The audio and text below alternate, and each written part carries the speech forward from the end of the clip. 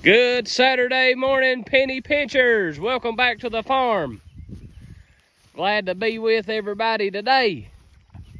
Sorry for the absence the last few weeks. Life gets in the way sometimes. But me and Dad's out here this Saturday morning. We kind of made it a thing. Every Saturday morning the last couple weeks, me and Dad's got together. And with the work schedule and babysitter schedules and that kind of thing, it's got to where it's hard for me to get over to the farm more than a couple evenings through the work week. So we've got 4 reels and plenty of step-in post.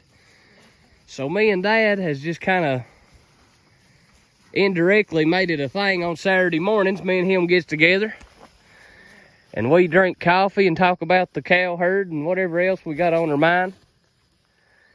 And we come over and set up a 2 or 3 paddocks and make it easy for him for the following week. The only thing he has to do is just open the gap and let them through.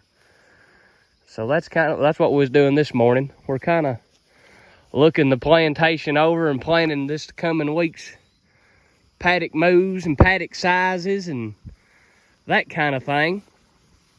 So if you guys are like us,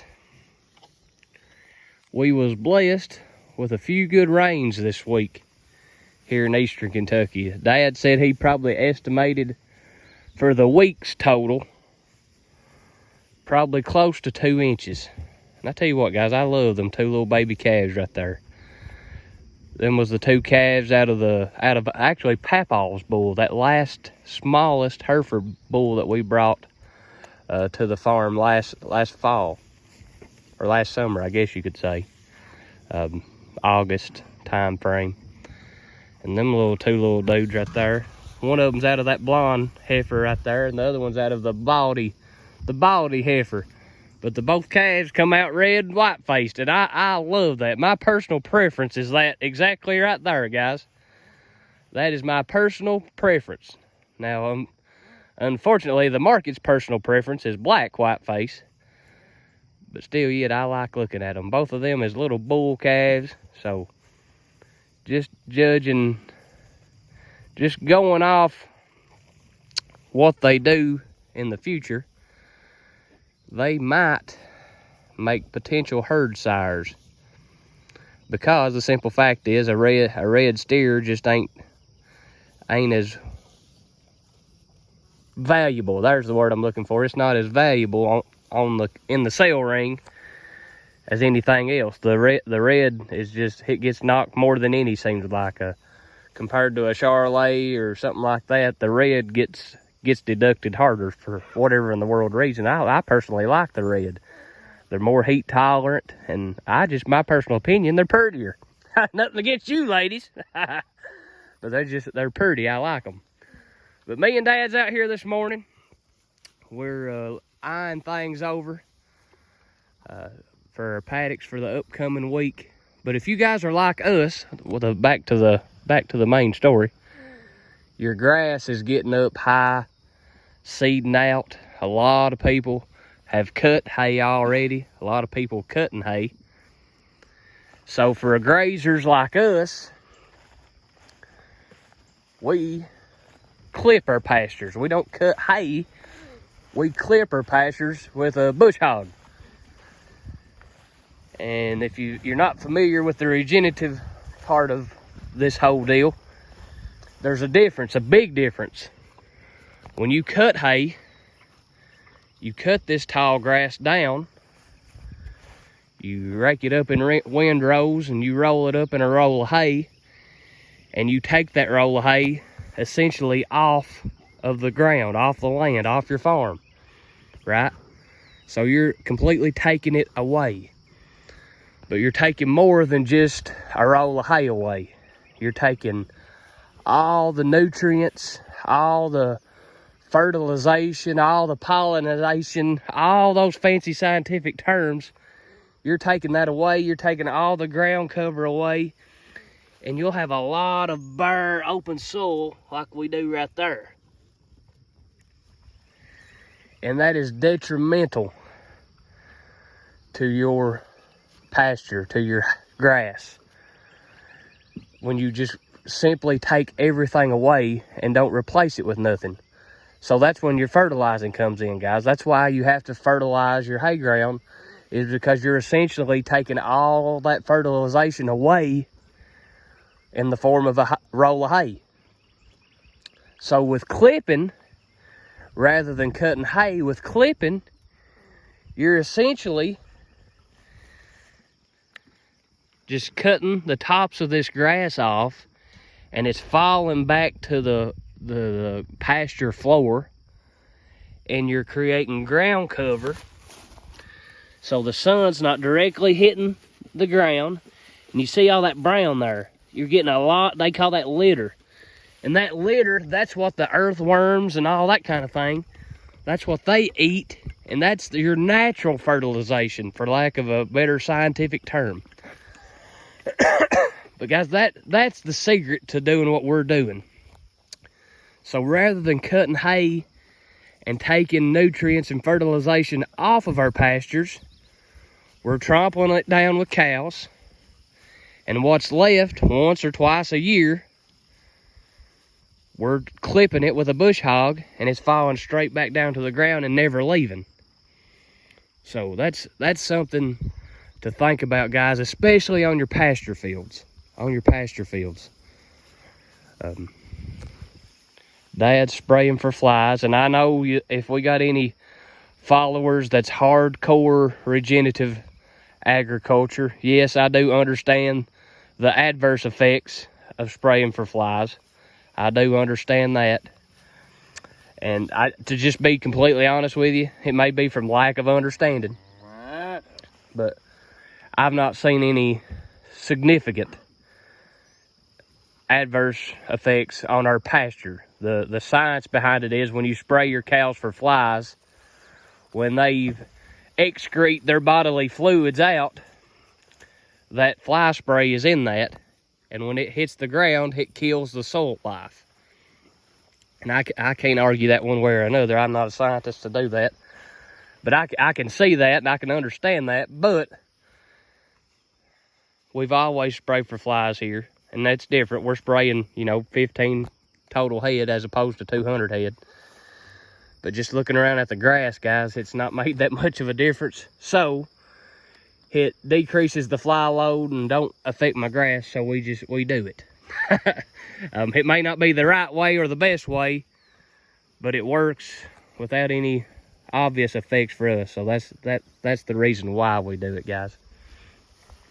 But guys, thank you all so much for following along. I know Dad, he loves putting out these videos, so you all like, subscribe, comment, leave him comments. He checks them every day, whether he needs to or not.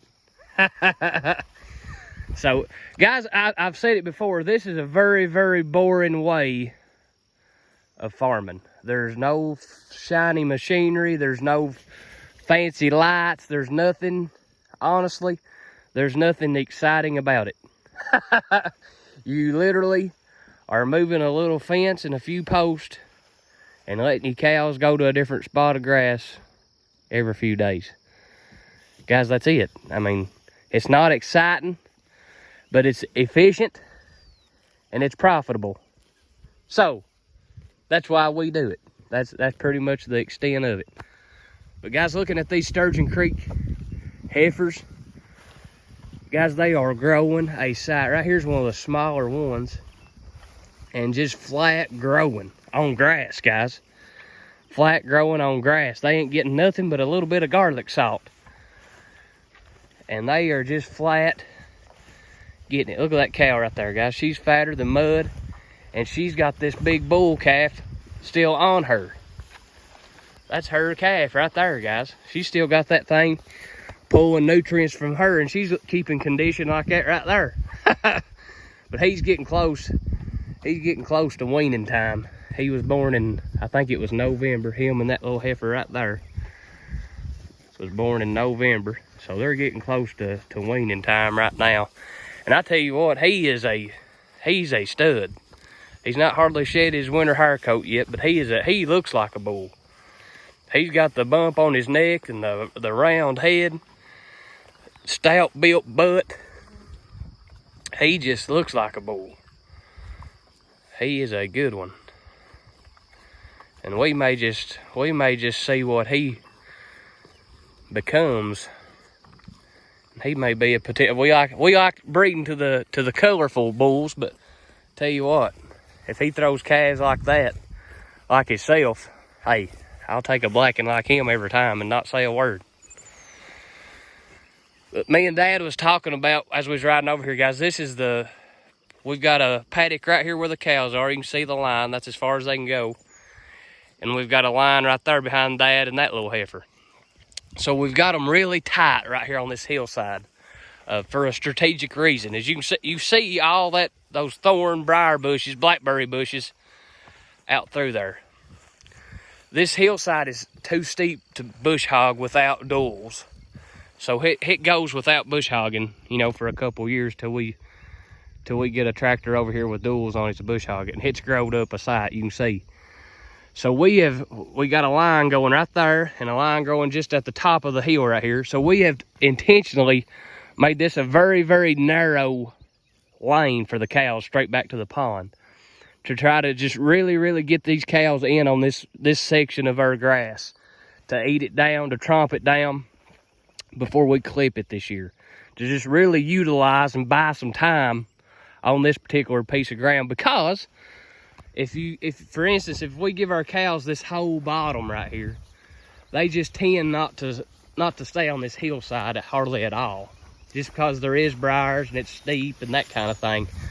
We generally give them from the trees down here up the holler, so they got this whole valley to pick in, and they just naturally avoid this hillside right here. So we've intentionally, using electric fence, poly braid, and step-in post, we've concentrated these cows on this particular piece of ground. So I'm excited to see, you know, the effects that they have on it. We'll probably leave them here for today's Saturday. Dad probably won't move them till about Wednesday, Tuesday, maybe at the earliest, just to give them time in here to trample. You see, guys, how they're a herd mentality. They're a mob mentality.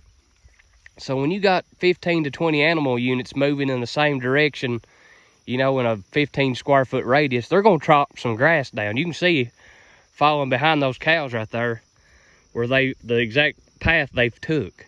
So that's essentially what you're getting, guys. When you're concentrating your cattle herd on a small piece of ground, you're getting that trampling effect. And that goes back to what we explained there with trampling the grass on the ground and the worms and all the soil microbes and all that kind of thing. So that right there is how you do it with the mob mentality, I guess you can say, with the cows. If we really wanted to get into it deep, hot, and heavy like Greg Judy and those type people, they would probably cut this paddock size in thirds and put 100 head of cattle on it at a time to really, really get all that trampling effect down. And that don't do nothing but help you grass and stimulate your soil and all the above, guys. But the reality of it is, me and Dad, well, Dad anyway, Dad's a retiree. I unfortunately am just starting work. I ain't got hardly 10 years under my belt yet, so I'm not nowhere near retirement. So the fact of it is, we just simply can't move our cows that much. And the truth of it is, we're doing good to move our cows 3 times a week. But we have seen great effects by just doing that. And we really encourage you guys to take consideration, if your pasture fields is bare and you're still feeding hay, having to feed supplement with grain or whatever in June, I would greatly encourage you to take a look at this. Don't take my word for it. Research it yourself. And I think you'll like what you find. But guys, this is Penny Pincher Farm. We're going to get out of here. Happy Saturday. Got 4th of July coming at us in a few short weeks. We're into the heat of summer. Thank the Lord for just a little drink of rain he gave us this week. And we need that much more and probably another more. It's dry, so we take every drop we can get. This is Penny Pincher Farm. We're going to let the grass grow and give God all the glory.